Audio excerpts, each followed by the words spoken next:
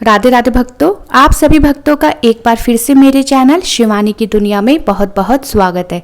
भक्तों, आज हम सुनेंगे सोमवती अमावस्या की कथा। सोमवार को पड़ने वाली अमावस्या को सोमवती अमावस्या कहा जाता है और इस दिन विशेष तौर पर भगवान शिव, माँ पार्वती और पीपल के वृक्ष की पूजा की जाती है। पति की दीर्घायु और अखंड सौभाग्य की प्राप्ति के लिए महिलाएं इस दिन व्रत करती हैं और इस व्रत के प्रभाव से पति और संतान की आयु लंबी होती है और महिलाओं को अखंड सौभाग्य की प्राप्ति होती है। चलिए भक्तों, अब प्रारंभ करते हैं सोमवती अमावस्या की कथा। एक पौराणिक कथा के अनुसार एक साहूकार के 7 बेटे, 7 बहुएं और एक बेटी थी। साहूकार के घर एक जोगी भिक्षा मांगने आया करता था। जोगी को जब साहूकार की बहू भिक्षा देती तो वह ले लेता, लेकिन जब साहूकार की बेटी भिक्षा देती तब वह भिक्षा नहीं लेता और कहता कि बेटी सुहागिन तो है पर इसके बाद में दुहाग लिखा है। यह बात सुनकर बेटी को चिंता होने लगी और चिंता के मारे उसका शरीर कमजोर होने लगा। उसे कमजोर होता देखकर एक दिन उसकी माँ ने पूछा कि क्या बात है, तुम इन दिनों बड़ी कमजोर दिखाई देती हो। तब बेटी ने माँ को बताया कि माँ, एक जोगी भिक्षा मांगने आता है जो कहता है कि बेटी है सुहागन लेकिन इसके नसीब में दुहाग लिखा है। यह बात सुनकर उसकी माँ ने कहा कि अच्छा, तुम परेशान मत हो, मैं कल सुनूंगी। अगले दिन जब जोगी भिक्षा लेने आया तो उसकी माँ दरवाजे के पीछे छुपकर बैठ गई। जब बेटी जोगी को भिक्षा देने लगी तो जोगी ने फिर से वही बात बोली। जोगी की बात सुनकर दरवाजे के पीछे छुपी माँ बाहर निकल आई और बोली, जोगी महाराज, एक तो हम तुम्हें भिक्षा देते हैं और बदले में तुम हमें गालियां देते हो।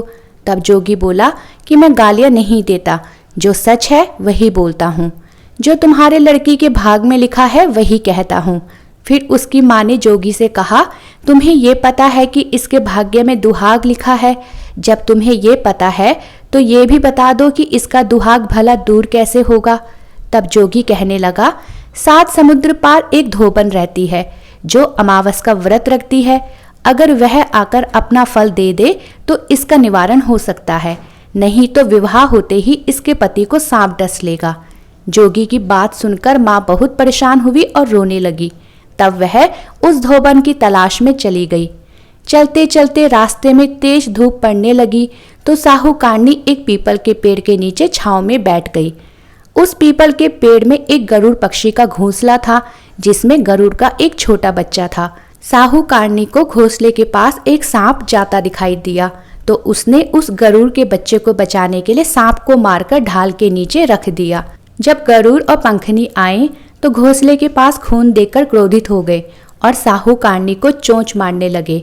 तब साहूकारनी बोली, मैंने तो तुम्हारे बच्चे की जान बचाई है। ये सांप तुम्हारे बच्चे को डसने वाला था तो मैंने इसे मारकर गिरा दिया। तब गरुड़ ने सांप की ओर देखकर कहा, तुमने हमारे बच्चे की जान बचाई है, अब तुम्हें जो मांगना है मांगो। तब साहूकारनी बोली कि मुझे 7 समुद्र पार धोबन के घर छोड़ आओ। गरुड़ ने साहूकारनी को अपनी पीठ में बैठाकर उसे धोबन के घर छोड़ दिया। अब साहूकारनी ने सोचा कि सोना धोबन को कैसे राजी किया जाए। सोना धोबन के 7 बेटे और बहुएं थी। उसकी 7 बहुएं काम को लेकर रोज लड़ाई करती थी और काम भी नहीं किया करती थी। रात को जब सब सो जाते तो साहूकारनी सोना धोबन के घर जाती और घर का सारा काम करती।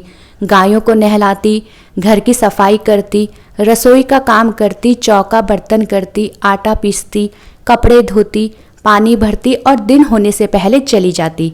बहुएं सोचती कि यह सारा काम कौन कर रहा है, लेकिन कभी एक दूसरे से पूछती नहीं कि यह सब काम कौन कर रहा है। एक दिन सोना धोबन ने अपनी बहुओं से कहा कि तुम आजकल लड़ती भी नहीं हो और काम भी ठीक कर रही हो। तो बहुओं ने कहा कि सासू जी, काम तो हमें ही करना पड़ता है, चाहे हम लड़कर करें या राजी से करें, इसलिए लड़ाई करने का क्या फायदा। सोना धोबन ने सोचा कि आज देखा जाए कि कौन सी बहू काम करती है, और धोबन उस रात को सोई नहीं। तब उसने देखा कि रात को एक स्त्री आई और घर का पूरा काम करके जाने लगी। तभी सोना धोबन ने कहा कि तुम कौन हो और तुम्हें ऐसी क्या जरूरत है कि तुम इतना काम कर रही हो। तब साहूकारनी ने कहा कि जरूरत है, तभी तो मैं इतना काम कर रही हूँ। सोना धोबन ने पूछा कि तुम्हें क्या चाहिए। साहूकारनी बोली कि पहले मुझे वचन दो तब बताऊंगी। तब सोना धोबन ने वचन देकर कहा कि अब बताओ।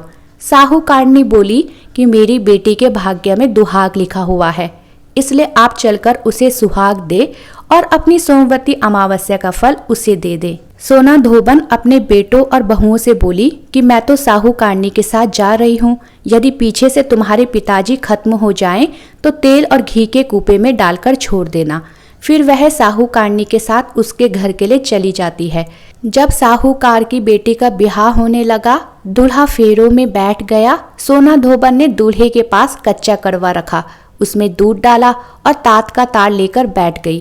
थोड़ी देर बाद सांप दूल्हे को डसने के लिए आया, तब सोना धोबन ने कड़वा आगे रखा और तार से बांध दिया, लेकिन दूल्हा डर के मारे मर गया।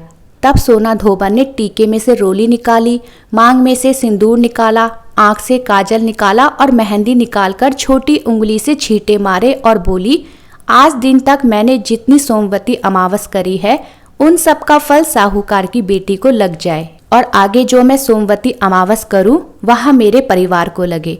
इतना कहते ही दूल्हा जीवित हो गया और सब सोमवती अमावस की जय बोलने लगे। जब सोना धोबन वापस जाने लगी, तब साहूकारनी बोली कि तुमने मेरे जवाई को नया जीवन दान दिया है, इसलिए तुम भी कुछ मांगो। सोना धोबन बोली कि मुझे तो कुछ नहीं चाहिए, सिर्फ एक हांडी दे दो। वह हांडी लेकर चली जाती है। रास्ते में सोमवती अमावस आती है तो वह हांडी की 108 परिक्रमा कर पीपल के पेड़ के नीचे गाड़कर घर आ जाती है। घर आकर वह देखती है कि उसका पति मरा हुआ तेल और घी के कूपे में पड़ा है।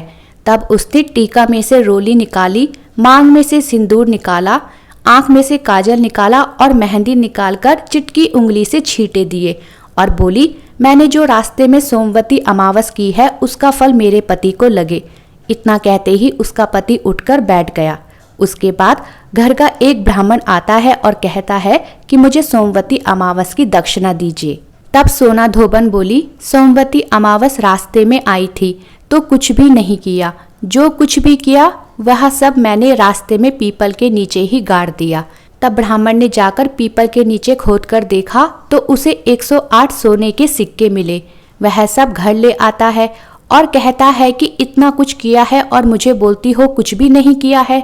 तब सोना धोबन बोली, यह तो तुम्हारे भाग से ही हुआ है, इसलिए इसे तुम ही ले जाओ।